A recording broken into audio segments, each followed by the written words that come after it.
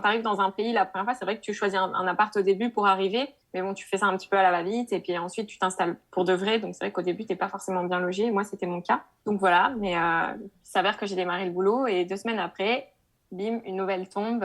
J'apprends le cancer du sein de ma maman, donc à un stade avancé, stade 3. Bonjour à tous et bienvenue sur Fille Expat, le premier podcast francophone qui donne la parole aux femmes expatriées aux quatre coins du monde. Je suis Kelly Barichello et à travers chaque épisode, je te partage la conversation que j'ai eue avec une femme inspirante qui a osé sauter le pas de l'expatriation. On va te faire découvrir une nouvelle destination, un mardi sur deux, en échangeant en toute transparence sur le ressenti de chacune avant le départ, mais aussi une fois sur place. On va également tenter de comprendre les différents challenges que chaque pays peut avoir et te donner des réponses aux questions que tu te poses peut-être si toi aussi tu souhaites t'expatrier. Chaque discussion se veut authentique et on l'espère va rassurer les familles qui, eux, sont restées dans leur pays d'origine. Surtout que dans cette saison 5, croyez-moi, c'est dans des pays vraiment atypiques que j'ai décidé de t'emmener. Si vous souhaitez rejoindre les coulisses de Fille Expat, je vous invite à vous abonner au compte Instagram. Le lien se trouve directement dans la description de chaque épisode. Allez, embarquement immédiat, très bonne écoute! Hello à toi qui nous écoute et ravi de te retrouver pour un nouvel épisode spécial été 2022. Bon, je sais, au moment de la publication de cet épisode, l'été sera déjà derrière nous, mais au moment de l'enregistrement, on est en plein dedans. D'ailleurs, mon invité est en train de crever de chaud puisqu'elle a dû éteindre son ventilo. Moi, je me trouve chez des amis dans le Michigan, il fait bon, donc je suis pas à plaindre, il y a la clim. Et en tout cas, j'ai vraiment hâte d'échanger avec mon invité parce que c'est une ancienne invitée de Fille Expat et je nomme Victoire. Coucou Victoire. Hola Kelly, comment vas-tu? Très bien et toi? Oui, ça va. Après 2 ans presque. C'est clair. Alors, si Ça ce passe. prénom... Ouais, ça passe trop vite. D'ailleurs, on en a toutes les deux vécu beaucoup de choses dont on va Ouais. parler aujourd'hui. Et pour toi qui nous écoutes, si ce prénom ne te dit rien, je t'invite à aller écouter l'épisode numéro 16 où vous allez découvrir comment elle est passée d'une licence à une année de césure pour partir en voyage seule alors qu'elle était en couple et qu'elle n'avait jamais vraiment voyagé. À l'époque, Victoire, tu n'avais aucune idée de quelle direction prendre professionnellement. Bref, je vous mettrai le lien de cet épisode dans la description de cet épisode-là. Mais au moment de l'enregistrement, c'était en décembre 2020 et tu venais de terminer 2 ans de VIE en Jordanie. D'ailleurs, c'était toi qui m'avais fait découvrir ce programme incroyable et tu donnes plein de détails. Donc pour ceux que ça intéresse, encore une fois, je vous invite à aller l'écouter. Et il y a des invités avec qui je reste en contact et toi, tu fais partie de mes invités avec qui j'échange de façon très régulière. Donc je ne vais pas te mentir à toi qui nous écoutes, je sais beaucoup de choses. Mais je sais beaucoup de choses qui lui est arrivé, mais on va essayer de faire comme si je ne savais pas. Est-ce que tu es prête, Victoire, à nous parler de tout ça? Alors, retour en arrière, décembre 2020, on finit l'enregistrement. Tu étais en France et tu t'apprêtais à partir en Espagne. Raconte-nous. Oui, alors du coup, je suis rentrée, comme tu disais, de Jordanie en décembre 2020. C'était en pleine pandémie Covid, bien sûr. Et donc, je devais partir effectivement à Barcelone pour travailler pour une entreprise espagnole, donc toujours dans le domaine du design. Donc, je suis arrivée à Barcelone avec tous les périples papiers, etc. pendant le Covid. Quelle belle galère d'ailleurs, les joies de l'expatriation, C'est ça. encore une fois. Voilà, j'ai démarré le travail, tout allait bien. Et puis, hélas, après 2 semaines... Attends, moi je me souviens d'un truc aussi auquel j'ai envie que tu parles. C'est que je me souviens quand tu es arrivée à Barcelone, tu m'as envoyé une photo, tu étais dans ton lit avec un bonnet, etc. Et tu te souviens? Il faisait super froid, c'était la vague de froid en Espagne, là où il avait neigé comme pas possible à Madrid. Il faisait vraiment super froid. Et moi, c'est vrai que j'avais des conditions de dingue en Jordanie. Voilà, on avait chauffage au sol l'hiver... Enfin bref, et là je suis passée même de la Jordanie. Quand j'ai quitté la Jordanie, il faisait encore 25 degrés et là il faisait 8 degrés dans mon appart à Barcelone. La transition a été difficile. Et on se disait, mais ils ont pas de chauffage ou quoi? C'est quoi ce délire?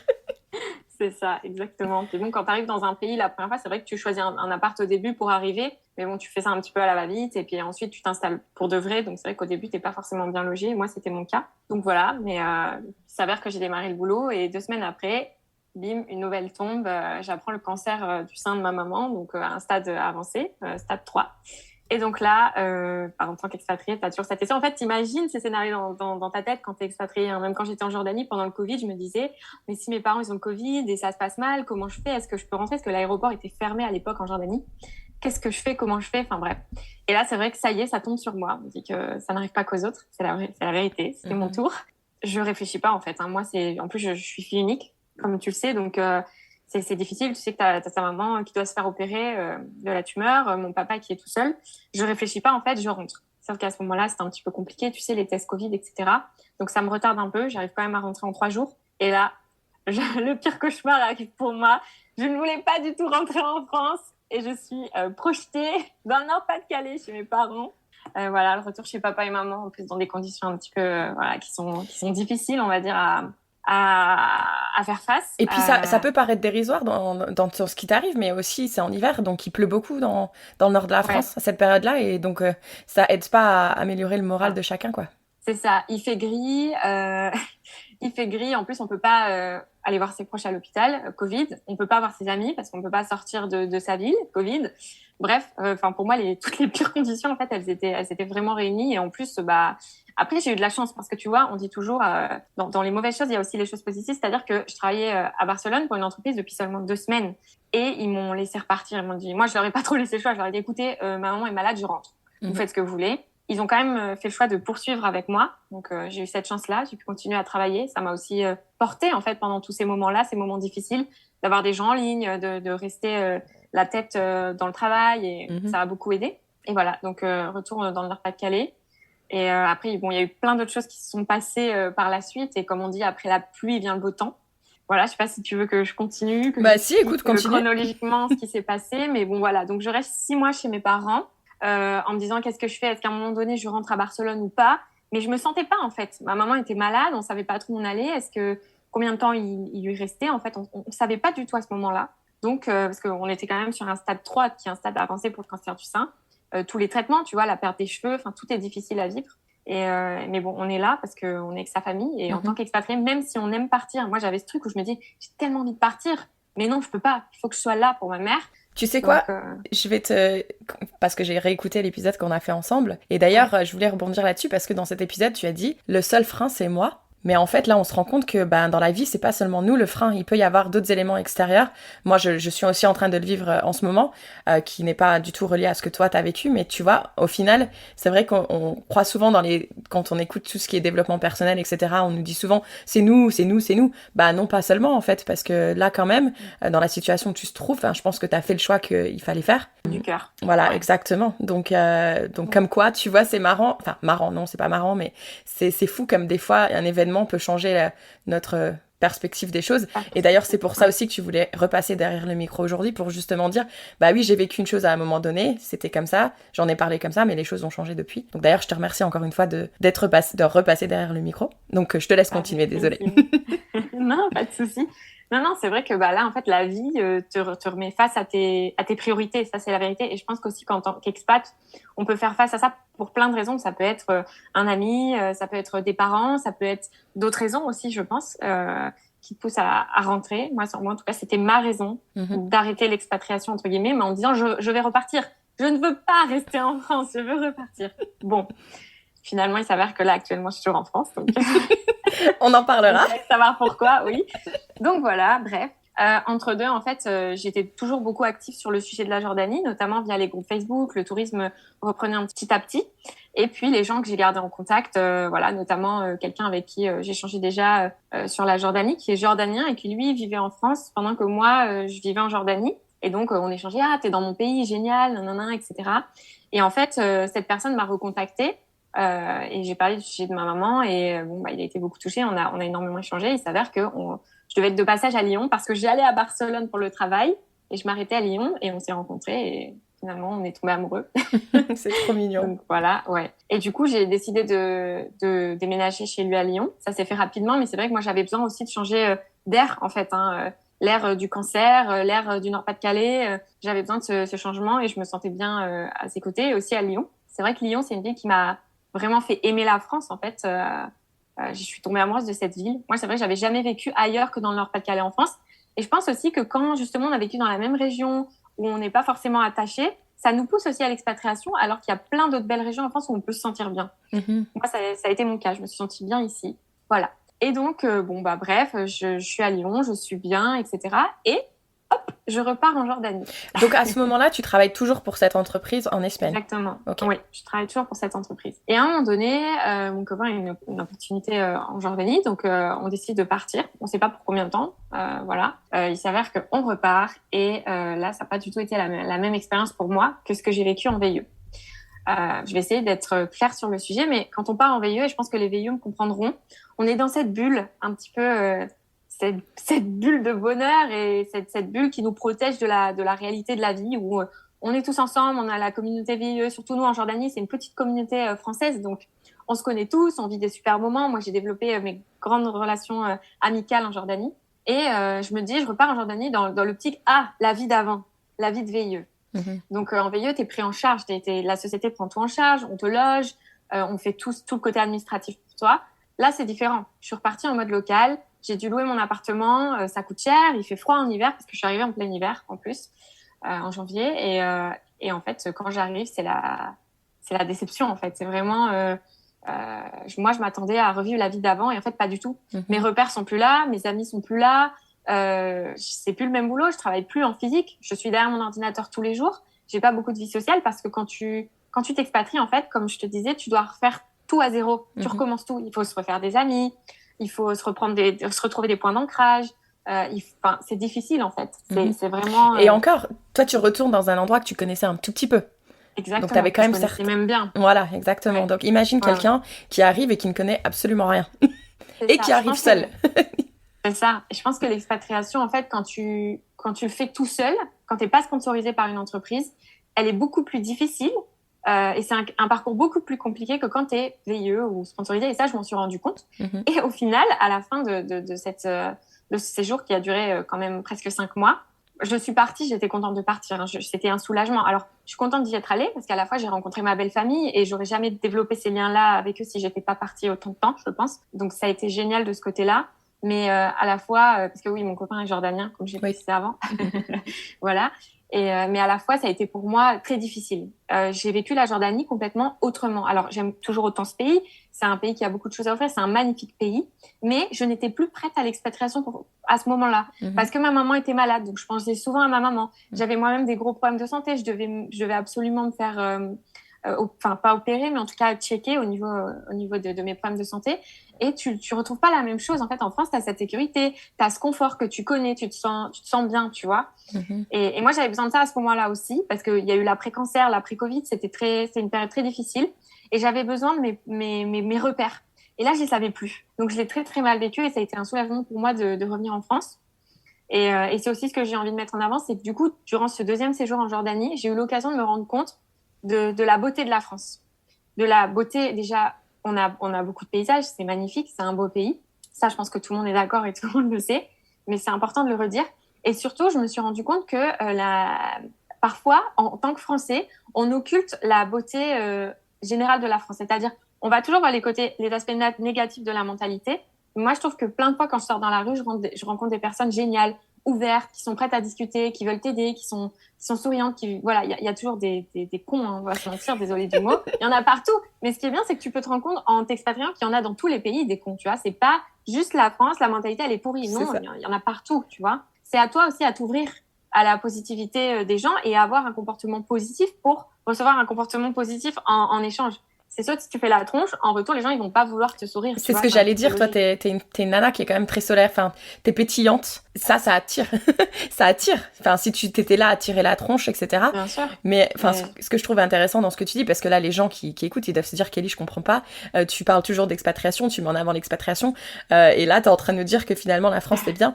En fait, ce que j'aime bien dans ce qu'on est en train de discuter, c'est que c'est quand même bien d'aller voir ailleurs. C'est bien. Oui. Mais quand tu vas revenir, et je l'ai toujours dit, hein, c'est une fois que tu t'expatries, que tu te rends compte de la chance qu'on a en France. Et en fait, c'est ça que j'ai envie de dire, c'est que moi, je trouve qu'en France, il y a beaucoup de personnes qui râlent, qui se plaignent, etc., parce qu'ils ne savent pas comment ça se passe ailleurs. Mais justement, allez voir ce qui se passe ailleurs. Peut-être que ça va vous plaire. Moi, tu vois, j'ai une grosse attache pour l'Amérique du Nord. Et c'est pour ça que, pour l'instant, je me verrai pas retourner en territoire français. Mais du coup, je trouve que c'est intéressant que toi, quand t'étais rentrée de Jordanie, tu l'as dit, hein, de toute façon, dans l'épisode, t'étais rentrée, mais pour toi, c'était une déchirure, entre guillemets. T'as fermé ce chapitre alors que tu n'avais pas du tout envie de le fermer. Et là, du coup, t'es allée réouvrir ce chapitre et tu l'as, j'ai envie de dire, je pense, peut-être pas fermé comme il faut parce que du coup, ça t'a quand même peut-être laissé un petit goût amer, mais d'un côté, au moins, t'as fait une paix avec ça. T'as fait une Ouais, paix. exactement. Je regrette pas pour cette raison. C'est que vraiment, ça y est, le chapitre est fermé. J'ai plus ce côté où je pensais tout le temps à Jordanie, cette nostalgie, parce que, et encore une fois, les veilleux vont se reconnaître. Quand on rentre de veilleux, on a une espèce de dépression qui se met en place. Enfin, je sais pas si on peut appeler ça une dépression, mais en tout cas, vraiment un coup de blues. Que tout soit terminé, on revient à la vie réelle. Faut gérer toutes ces papiers administratifs, faut se gérer soi-même, faut. Et c'est vraiment un truc qui explose et qui fait très mal. Enfin, moi, je vois, on était plusieurs, on était une dizaine de personnes à être rentrées plus ou moins simultanément. Et on l'a tous très mal vécu, hein, le retour de Jordanie. Pourtant, on continuait à se voir avec mes amis à Paris, etc., parce qu'on est tous rentrés en France, plus ou moins. Et on l'a tous très mal vécu, ce retour. Donc, et ça, c'est aussi important de le savoir, c'est que le retour d'une expatriation peut faire très mal. Et je pense qu'il faut vraiment s'armer et se préparer à ça. On a beau à se préparer, franchement, le retour, il fait mal quand même. Hein. Moi, voilà. Mais il faut se ménager, tu vois. Faut pas se laisser abattre. Il faut rester dans ce côté positif et se dire, OK, si j'ai envie de recommencer, j'ai toujours les moyens de recommencer. Parce que si on le veut, on le peut, tu vois. Mais T'as entendu, justement, cet été aussi, Oriane est repassée derrière le micro. Et elle, sa dépression a été violente. Hein. Je sais pas si tu l'as entendu. Mais non, les réels, moi... parfois, c'est dur. Hein. Ouais, j'ai jamais fait de VIE, mais à chaque fois que je suis rentrée aussi, ça a été très compliqué parce que du coup, on a vécu des choses qui étaient tellement intenses que tu passes de vraiment du sommet de la montagne à la vallée, en fait, très rapidement. Et oui, c'est ça. Ouais, c'est violent. Mais parce qu'en fait, c'est vrai que quand on est à l'étranger, on vit tout plus intensément parce que tous les gens que tu rencontres sur place vivent la même chose que toi et donc te comprennent. Donc, tu lis des amitiés très fortes. Tout te touche plus. Tu vois, moi, en Jordanie, c'est un pays où tout n'est pas rose. Il y a beaucoup, enfin, c'est difficile pour les gens, tu vois. On vit pas confortablement comme en France. Et moi, j'ai pris ça de plein fouet, tu vois, de me rendre compte que on a la chance que tu as des gens, l'hiver, ils ont très, très froid, ou l'été, ils sont très, très chauds, ou ils vivent dans des conditions qui sont difficiles. Enfin, tu vois, et ça, c'est aussi dur. Enfin, moi, en plus, je suis quelqu'un d'hypersensible, donc ça m'a vraiment, je l'ai pris de plein fouet et ça a été aussi intense.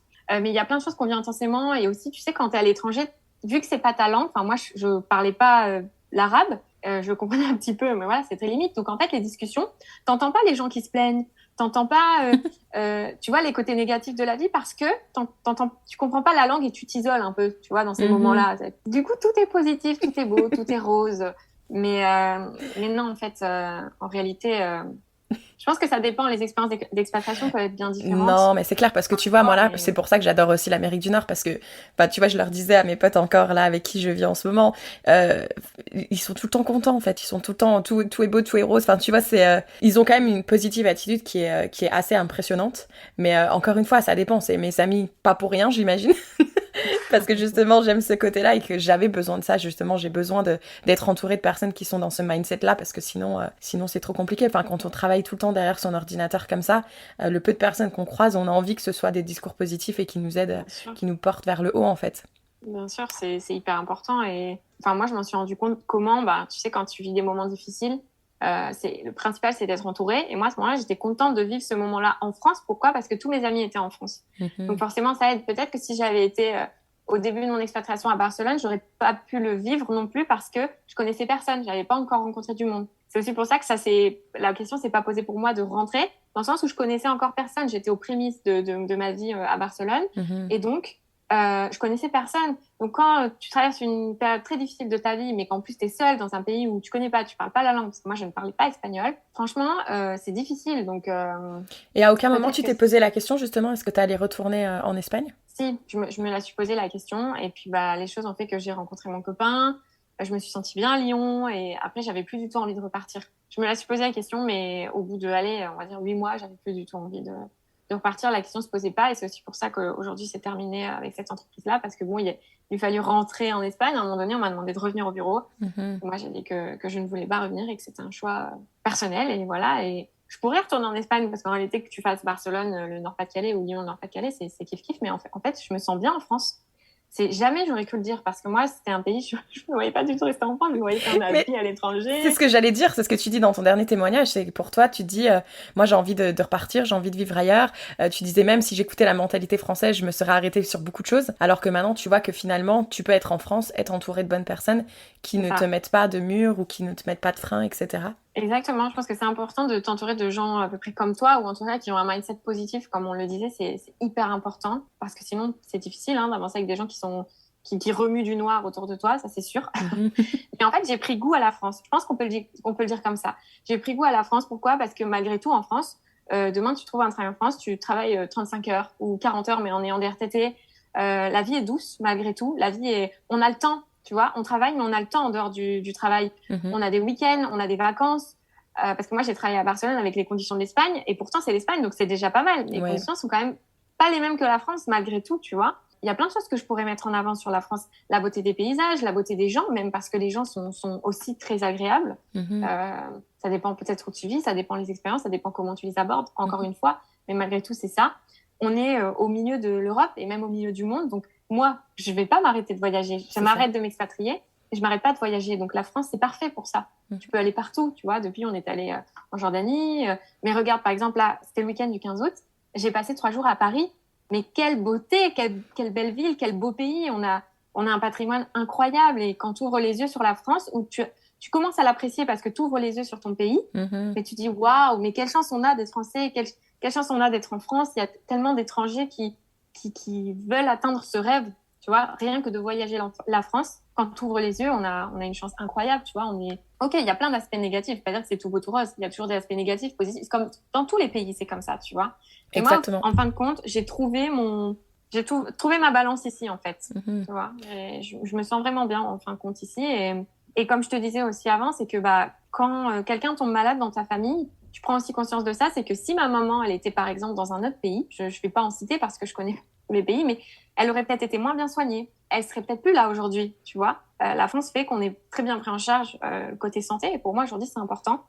Parce que, en fait, tant qu'on n'est pas confronté à des maladies graves, et c'est ça aussi que je veux mettre en avant dans ce podcast, c'est que c'est important de parler de ça. C'est que tant qu'on n'y est pas confronté, on se dit « Oh, c'est pas grave, je suis jeune, j'ai le temps, puis s'il m'arrive un truc, il m'arrive un truc. » Et en fait, quand je vois, moi, aujourd'hui, ma mère, cette résistance qu'elle a face à la maladie, cette envie de vivre, cette envie de la combattre, alors que pourtant les espoirs, on lui dit que c'est un peu chaud, tu vois, mais non, elle a envie. Je me dis que grâce à la France, elle a cette possibilité, tu vois, de se battre et d'y aller et de faire les traitements et de se dire ça va le faire. Et voilà, et moi ça me donne aussi envie de rester pour cette raison, parce que la France nous donne cette chance d'être soignée, d'être prise en charge. Quand t'as plus de travail, t'as le chômage, t'as la retraite. On est quand même pas mal lotis, tu vois. Au moment où on enregistre, il n'est pas encore sorti, mais il va sortir juste avant le tien, où justement Sophie est aussi repassée derrière le micro depuis Amsterdam, et elle disait que justement elle a remarqué également que par exemple les soins gynécologiques pour la femme à Amsterdam est bien différent de celui de la France, et donc du coup elle n'a pas ce sentiment de prévention à Amsterdam, et donc du coup maintenant elle prévoit dans son planning 1 fois par an de rentrer en France et de payer pour faire ses soins gynécologiques en France, mais que du coup ça la rassure parce que du coup il y a ce soin supplémentaire qui est fait, donc ouais, non, c'est important d'en parler, mais clairement hyper important. Parce que quand on part en tant qu'expat, souvent on oublie, on se dit ah, je kiffe ma vie, c'est parti. Et c'est bien aussi, et c'est aussi bien de vivre ça, tu vois. C'est bien aussi. Oui. Je pense que dans la vie, où ça tombe dessus, voilà, ça fait mal. C'est mal. Mais je pense que c'est quand même intéressant un peu de voir un peu ce qui se passe, parce que justement, encore une fois, je le répète, c'est ça qui nous fait réaliser qu'on a quand même un passeport qui est puissant, un pays qui est magnifique. Moi d'ailleurs, à chaque fois que je rentre en France maintenant, c'est obligatoire que je vais visiter une région ou que je prenne le train ou quelque chose pour aller visiter quelque chose que j'ai pas fait en France, parce que c'est un de mes gros regrets d'être partie il y a maintenant 10 ans et de pas avoir vu grand chose. Mais c'est pas grave, tu vois, c'est pas grave, faut pas vivre de regrets. Non, mais du coup, juste rapidement, est-ce que ta maman aujourd'hui ça va beaucoup mieux? D'ailleurs, on lui envoie, moi je lui envoie en tout cas toutes mes ondes positives. Merci. Ça va, elle est toujours sous traitement, alors elle aura des traitements à vie, et c'est pour ça qu'encore une fois l'importance de vivre dans un pays comme la France, parce qu'elle est remboursée de tout et elle peut se permettre de prendre des traitements à vie, et là il y a peu de chances de guérison, mais tu vois, c'est aussi pour ça que c'est important d'être là et que je ne me vois pas repartir. Tu vois, là je sais que je suis là, il arrive quoi que ce soit, je prends le train, en 3 heures je suis à Lille. Si j'étais ailleurs, même en Jordanie où c'était seulement 4 heures de vol, prendre un vol vs prendre un train, c'est pas la même chose, tu vois. C'est pas la même chose. Puis je peux les voir plus régulièrement. Je rattrape aussi le temps perdu de quand j'étais en Jordanie. Il y a eu le Covid, donc j'ai pas pu rentrer pendant 1 an. Et c'est différent. Ça me rapporte aussi ça m'apporte la sécurité de me dire si je dois être là, je peux être là. Je suis proche, tu vois ce que je veux dire? Non, c'est clair. Et ça, c'est important. Et la dernière fois qu'on a échangé, tu m'as dit, je cite, « Mon grand rêve serait d'ouvrir une guest house car j'aime partager avec les gens, t'adores cuisiner et avoir une activité qui est tournée vers le voyage. » Donc aujourd'hui, ce qui pourrait être intéressant, c'est que ça peut être une guest house qui te fait découvrir la France aux étrangers. Est-ce que c'est toujours un peu d'actualité ou c'est un peu entre parenthèses maintenant? Hélas. Si tu veux, je viens de signer un contrat chez Orange à Lyon, donc... Écoute, ça peut te permettre de mettre de l'argent de côté, hein. Oui, voilà. Non, mais pourquoi pas? Je suis toujours ouverte à ce genre de projet. Tu vois, je me dis, on verra comment ça se passe. Parce que moi, voilà, j'ai perdu mon travail à Barcelone. Tu vois, j'étais dans ce travail, je l'ai perdu. Donc, il fallait enchaîner sur quelque chose. J'ai eu cette opportunité qui s'est ouverte. Et moi, Orange, bon, ça a été une belle expérience en Jordanie. Donc, je me suis dit, pourquoi pas? Ça permet aussi de rencontrer des gens parce que je connais pas beaucoup de gens à Lyon et ça permet de continuer dans le design aussi.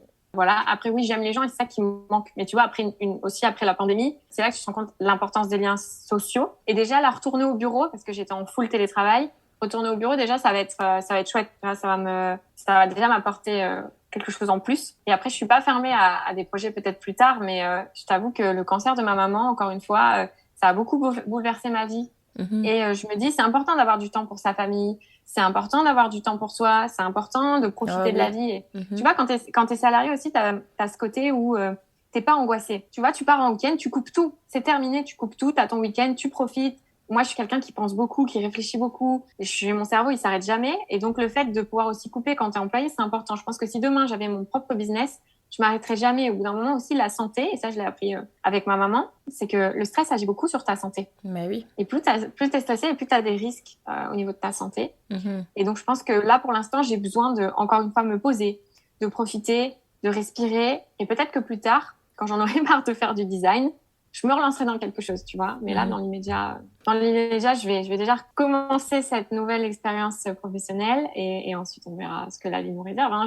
J'ai appris en fait que on pouvait changer d'avis. On dit que les imbéciles, il y a que les imbéciles qui changent pas d'avis. Je fais clairement partie de ça parce que j'étais la première à dire que je voulais pas rentrer en France. J'étais la première à dire que je ne voulais pas continuer dans le salariat, etc.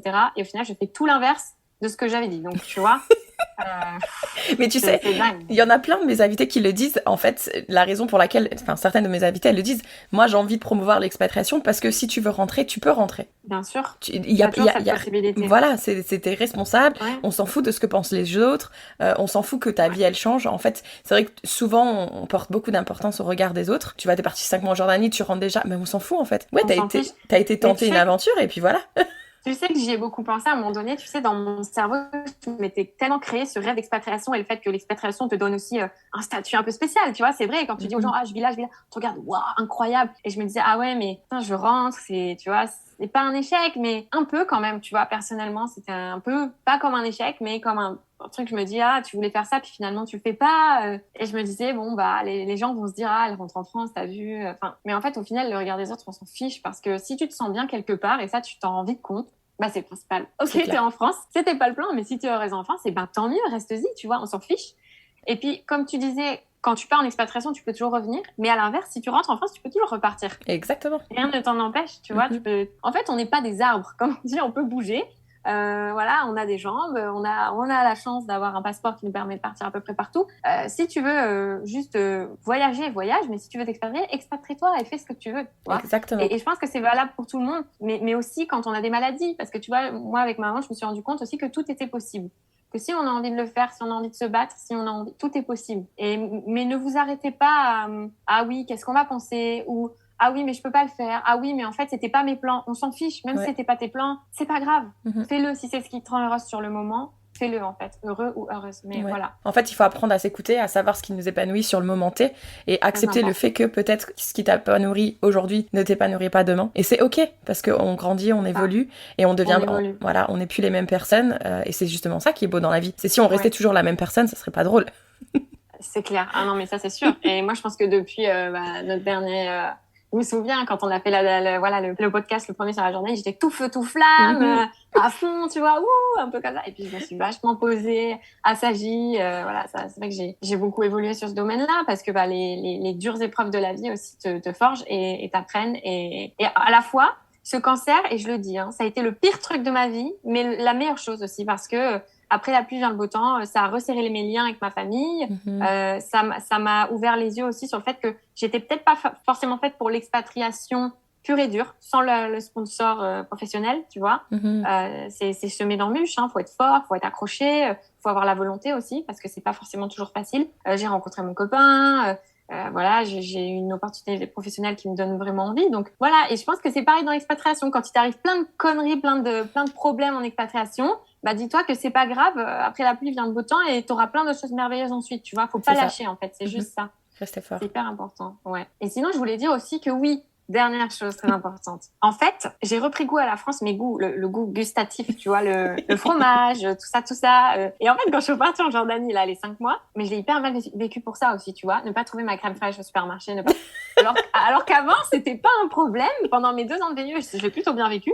Ah, mais là, ça m'a complètement, tu vois, quand t'es pas prêt psychologiquement, les petites choses toutes bêtes comme ça peut vraiment te poser souci, en fait. C'est pour ça qu'il faut être prêt. Et là, je suis trop contente parce que ça y est, j'ai retrouvé mon fromage, ma petite baguette. C'est bête à dire, mais nous, les Français, je pense qu'on est vraiment attachés à ça. C'est pas un frein, bien évidemment, dans l'expatriation. Bien évidemment, mais malgré tout, quand t'es pas prêt, ça peut peser dans la balance, tu vois. Il faut accepter le fait que quand tu partiras, tu vas devoir réapprendre à cuisiner, en fait. Parce que là, t'as eu tes habitudes alimentaires et il y a tout qui change, en fait. Il y a tous tes repères qui changent et ça passe aussi parce que tu manges. Et on mange quand même 3 repas par jour, donc c'est pas négligeable. Donc... Exactement. Ouais, puis moi j'adore cuisiner, tu vois. Donc quand t'es limité, c'est chiant. Enfin, moi je sais pas. C'est quand t'es pas prêt en fait à ça, quand t'es pas ouvert à ça, forcément ton cerveau il se ferme comme une huître. Et moi je pense que la deuxième fois j'étais pas vraiment prête parce que j'avais besoin de me poser, j'avais besoin d'avoir mes repères et là je les avais plus. Et voilà. Et je pense que c'est ça aussi que c'est important. Je pense que beaucoup d'expatriations se passent bien parce que c'est la volonté des personnes qui s'expatrient de partir, de vraiment le vouloir. Mais si vous n'êtes pas vraiment prêt, ça peut vraiment mal se passer aussi, je pense. Tu vois, pour quelqu'un qui est pas sûr ou qui en a pas réellement envie, ça peut être difficile. Je pense notamment, par exemple, aux gens qui suivent un conjoint ou une conjointe. Tu vois, ça peut. Et c'est pour ça, l'expatriation, c'est plein de bonheur, c'est plein de choses positives. Mais si t'es pas dans cette envie-là, ça peut aussi être très difficile, je pense. Non, je suis d'accord avec toi et c'est d'ailleurs pour ça que j'ai le podcast aussi et qu'il y a autant de témoignages parce que déjà chaque expatriation va être différente, chaque profil va être différent. Mais moi, même si je suis pour suivre son instinct, partir, il faut quand même le préparer un minimum. C'est pas un voyage, là c'est un changement de vie. Donc savoir pourquoi on a choisi ce pays, pourquoi pas justement on choisit pas ce pays ou etc. Et justement se renseigner quand même un minimum parce que sinon la claque elle peut être vraiment très violente. On a pu 18 ans, à 18 ans, 28 ans, 38 ans, c'est différent. Donc c'est pour ça que je pense que c'est quand même super important de se renseigner. Bah écoute, merci beaucoup, je vais te poser les petites questions de la fin, si tu le veux bien. Je t'en prie. Du coup, si Victoire d'aujourd'hui pouvait passer un petit message à Victoire qui repartait en Jordanie, même si ça allait être temporaire, tu le savais pas à ce moment-là, qu'est-ce que tu lui dirais comme message ? Ne pars pas. C'est vrai, carrément ? T'aurais quand même pas voulu. Non, je rigole. Non, mais plutôt qu'il faut pas... En fait, je pense qu'il faut pas se baser sur des expériences passées. Il faut pas vivre dans le passé, tu vois. Si tu penses que ça sera comme avant, non, ça peut être complètement différent. Par contre, pars, mais ne vis pas les choses... difficilement, tu vois, parce que moi en tout cas ma seconde fois a été un peu difficile. Dis-toi que encore une fois, comme je te disais, après la pluie vient le beau temps et que voilà, si ça se passe pas bien, rentre, tu vois, c'est ce que j'ai fait. Et moi je m'étais dit vas-y, c'est pas grave, on reste. Au bout d'un moment j'ai craqué et j'ai dit on rentre, j'en peux plus, tu vois. Et je pense que c'est important de s'écouter. Écoute-toi en fait. Super. Voilà, c'est ce que je lui dirais. Écoute-toi. Super. Je t'avais pas préparé, mais du coup, est-ce que tu aurais une petite citation, une chanson ? C'est dur ça. Tu sais que je finis toujours mes épisodes comme ça, mais c'est vrai que je te l'ai pas rappelé. C'est vrai. Non, je dirais, écoute ton cœur, en fait. Pour moi, c'est plus important parce qu'en fait, si t'écoutes pas ton cœur et que tu fais les choses justement à contre-cœur, au bout d'un moment, même si c'est pas tout de suite, ça explosera. Donc, soit t'auras des regrets, ou soit tu vas te remplir d'une espèce de haine de pas avoir pu faire ce que tu voulais, ou tu vois ce que je veux dire, ça peut être très dur aussi de garder ces émotions. C'est pas bien, c'est pas du tout bien. Donc, si aujourd'hui t'es à l'étranger et que tu te sens plus bien, que tu veux rentrer en France, mais que t'oses pas, parce que tu le vis comme un échec ou parce que le regard des autres. Non, du tout. Il faut que tu t'écoutes, en fait. Écoute-toi. Et à la fois, si tu as envie de partir, mais qu'il y a plein de choses qui te retiennent, que ce soit ton boulot ou tes parents ou machin, fonce. Parce qu'au bout d'un moment, tu le regretteras. C'est clair. Quand on a un truc en tête, si on le fait pas, soit on vit avec des regrets, soit au bout d'un moment, on pète un câble. Donc, ça nous mange, hein. Ça nous mange intérieurement. Ça nous mange, ça nous bouffe. Oui, et puis c'est pas bon parce que après, c'est notre santé qui est affectée. Et c'est dommage parce que la santé, aujourd'hui, et j'ai envie de le répéter, c'est ce qu'on a de plus précieux. Sachez-le. On peut vivre partout dans le monde. La santé, en fait, c'est elle qui décide de notre vie. Et voilà. Et ça, je l'ai appris à mes dépens, mais c'est vraiment le message que j'ai envie de passer. Profitez de vos proches. Ayez de la gratitude sur le fait d'être en bonne santé chaque jour. Voilà, c'est vraiment important.